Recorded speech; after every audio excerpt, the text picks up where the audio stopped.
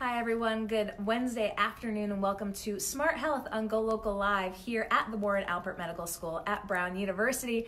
We are clearly live on location here in a classroom with a professor. We have Dr. Carla Moreira. Thank you for joining us today. Thank you so much for having me. The Chief Vascular Surgeon at the VA, attending surgeon at Rhode Island Hospital, Miriam Hospital, in addition to being a professor here at the medical school as well, and with a big health fair coming up this weekend in Pawtucket. So thank you for joining us today, Doctor. Thank you so much. Thanks for the opportunity.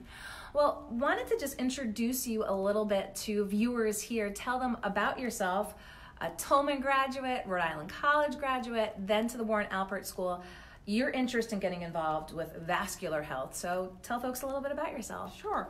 I feel like, when people ask me where I'm from, often I say Rhode Island because I lived here most of my life, but I was actually a native Cape Verdean. So there's a big Rhode Island Cape Verdean community here.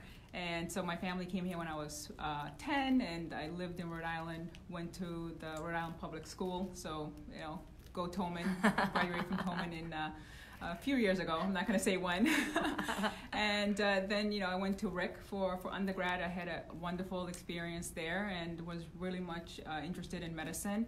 And I got into Brown had an early identification program, which I think they still have, although now, the university is much bigger now. The medical school is much bigger now. So I was able to get in, and for me, it was obviously a dream come true. And, for a local kid, graduating from Tolman and from Rhode Island College, it was an amazing opportunity to come to Brown and to study here. Great experience here, and this is the community that I wanted to come back and serve. So I finished medical school and then did general surgery. Finished at the University of Chicago for general surgery training. Came back east. I did my fellowship in Boston for vascular surgery, and really it was just like it was meant to be. I got an opportunity to come back and work at the institution that really gave me all of these opportunities, and to really work in the community that I've always wanted to serve. So, well, fantastic. Tell us a little bit, again, going into vascular surgery, your interest in the field and really why you wanted to get into vascular health. I love vascular surgery because it is, demanding. It's a hard field.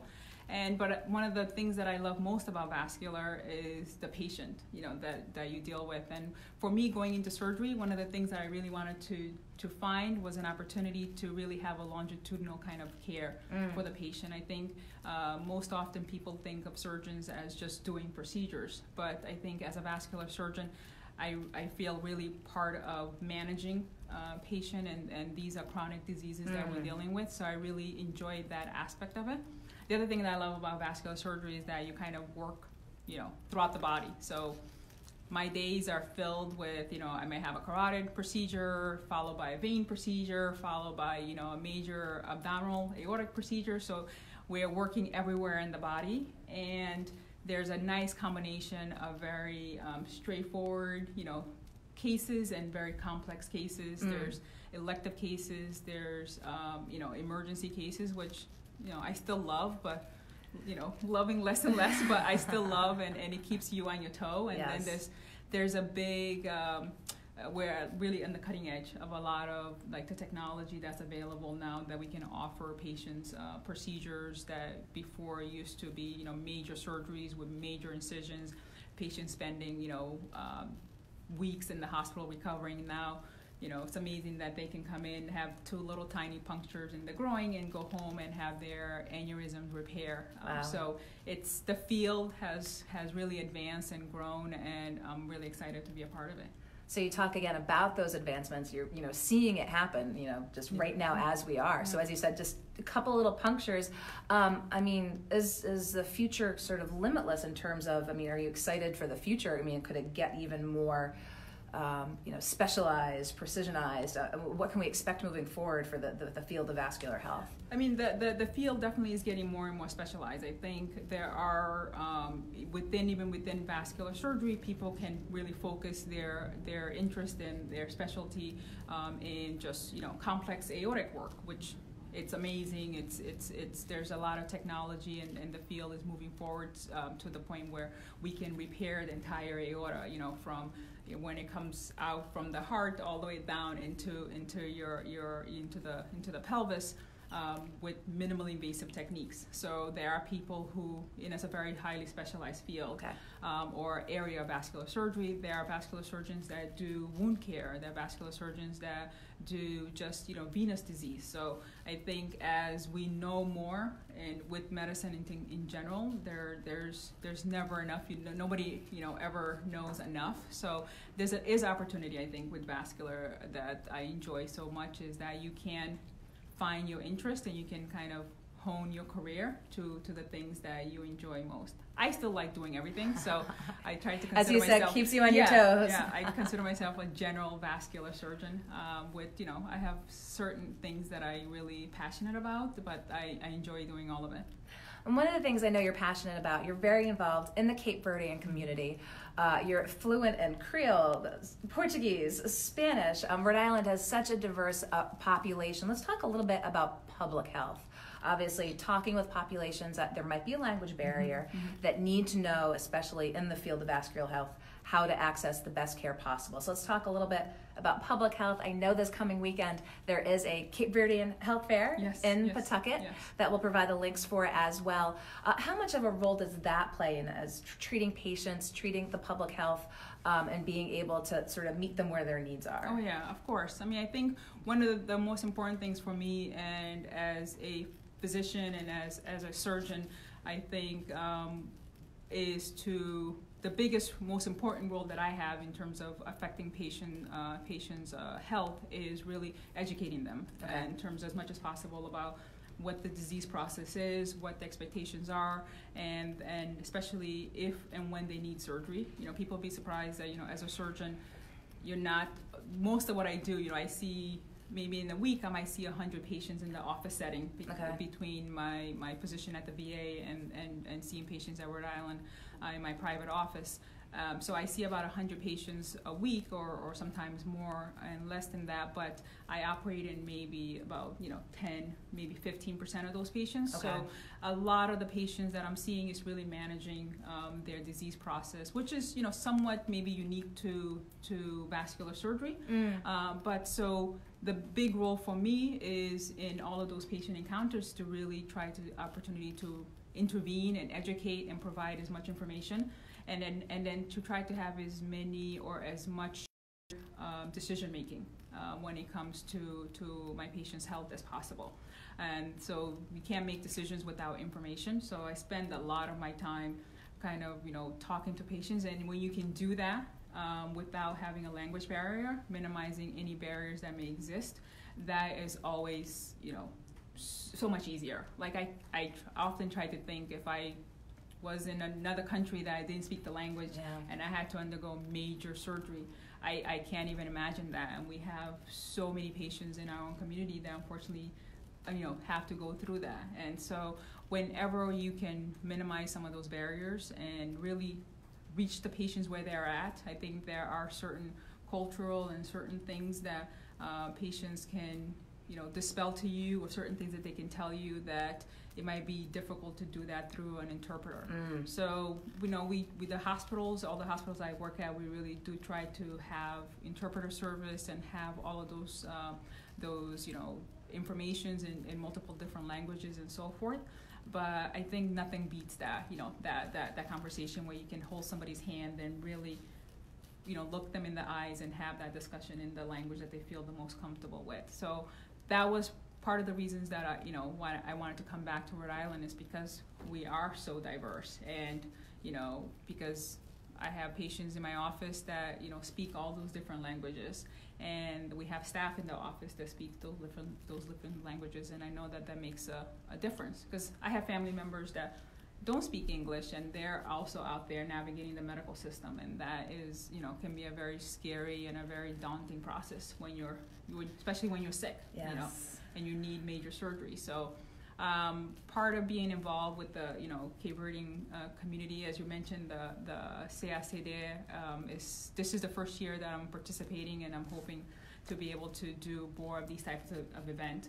But I think, these health fairs are again an opportunity to minimize the barriers, to get health providers out there in the community and answering the patient's questions in a setting that is not intimidating. Yes. Because I think there is that dynamic, that power dynamic that can exist when patients come to your office and oh, you're in a doctor's office. Yeah, you're in a doctor's office. The parking, coming in, looking, getting lost. These are things that I hear from patients all the time. So whenever I can put myself out there and doing events like these and participating in health fairs, I think it really kind of dispels a lot of the any barriers that exist, but also empowers the patients themselves in terms of different ways where they can seek information. So. And what do folks who come to health fairs want to seek out? Obviously, you said that brings that barrier down of that doctor's office, but having folks approach you, I mean, it must run the gamut in terms of seeking information. Sort of that first step for folks who have concerns and might want to get more information. Who's the typical person that you talk to? I think, I've been to a couple of fairs, and I think the people, it's actually surprising, the people that they may ask you, there are people who go to their doctors for their annual visits or checkups, and there are certain questions that they don't ask them. Or I have family members, they sometimes confess to me, they go to the doctors and they might not ask all of the questions because they're embarrassed. Again, I think there is whether we want to believe it or not, there is still a very kind of power dynamic that exists, and a formality that exists with going to the doctor's office, and as much as you can do to minimize those barriers that exist. But patients will ask you questions that they may think is silly, that they will be embarrassed to ask their own doctors. Yeah. But I think in a less formalized setting, they can come up and ask you, or so.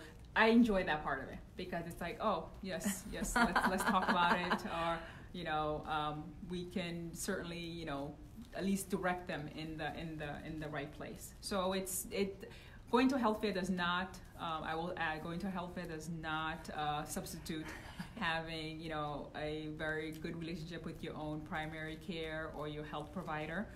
So I do advise that you try to find providers that you have a good relationship with, and that you can ask all of these important questions. But certainly if we're at a health fair, it's really it runs the gamut, like you said, and it's really interesting. It's really nice to kind of be out there, and I think it's a good opportunity to kind of get to know the community that you may be serving, or the community that you didn't know were out there, and that it's an opportunity for the for providers too. So I really strongly encourage providers in whatever field, mental health, especially all of these other fields that again, people may not have access to or may shy away from seeking those care, to really make yourself available, to come out and to really present yourself and try to help people kind of find their ways through our medical system, because it can be really daunting.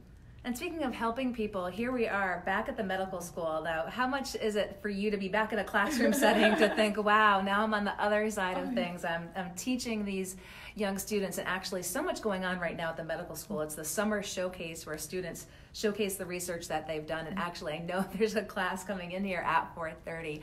What does it mean to you to be interacting with the next generation of medical students who are interested in the vascular field? You must remember, obviously, your professors as well, but where things are now, is the future bright? Oh yes, I mean, it's amazing. I'm privileged to be in the position I'm in, where I get to kind of practice in the community I want to practice, but also being affiliated with Brown and with the medical school. And for me, as you mentioned, is kind of coming back. Although when I was here, this beautiful building wasn't here, so we were on Meeting Street, so the classroom environment was a little bit different. But I mean, I certainly remember, and I still try to remember how it felt to be in that setting, especially in right now. I want to kind of speak to the minority students, so students that come from a not traditional background, first time, medical students, first time, college students, first time, whatever you're going through, for me, again, a girl coming from Cape Verde, going through, the public school system in Rhode Island, and, going to Brown. I mean, obviously, if I can do it, you certainly can do it. And also all of the students that I've met, the medical students and the undergrad students, I mean, I'm always awe, and I'm always amazed, and I'm so glad that I did it when I did it, because I don't know if I could compete with them. So the future is definitely bright. I think the medicine is diversifying, which is amazing, because I think as doctors we have to treat the patients patients of general population that are going to be presenting and needing care. So coming from having as many doctors and providers that come from the community that the patients come from, as we talked about earlier, in terms of minimizing that barrier. And specifically in surgery, there are more female students and going into medicine, but into surgery and in vascular surgery, I think there's still a little bit of a ways to go, but I think the future is bright, and I'm excited, and like I said, I'm in awe every time I interact with these students, because they're just amazing. They're multitasking and doing so many things that I just could never even imagine. So. Well, we appreciate your taking the time to come to the school from the practice in East Greenwich, coming up to the city here. Again, you can hear some students talking, excited to get into the classroom, but wanted to bring the best and the brightest again from the Warren Alpert Medical School, giving you an insight into Dr. Carla Moreira's career. And now, of course, this coming Saturday in Pawtucket, Dr. Moreira will be at the Cape Verdean Health Fair. So if folks have questions, but as a doctor said, does not substitute for going to actually see a doctor, but get some insights from the doctor. So Dr. Moreira, thank you so much. I appreciate it. Thank you for the opportunity. And thank you for watching as we were live on location again. I don't know if there's any secrets on the whiteboard behind us, but there are going to be some coming in shortly here to the Warren Alpert Medical School at Brown. We'll see you shortly live back on GoLocal, but in the meantime, find us on Facebook, find us on GoLocalProud.com, and have a good evening. Okay, thanks everyone.